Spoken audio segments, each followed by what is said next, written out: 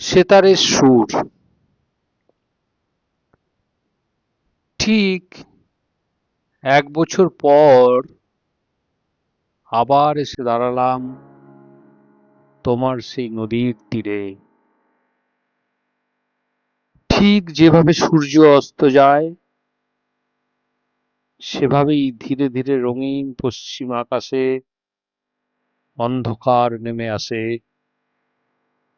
কাজল জলে মিশে যায় তোমার সৌন্দর্য, তোমার যৌবনের শরীরে নেমে আসে স্নিগ্ধতার জ্যোৎস্না।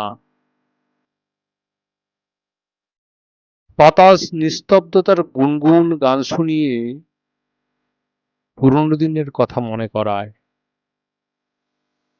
তবুও ছিল বেশ পুরনো কিছু প্রাক্তন সময়।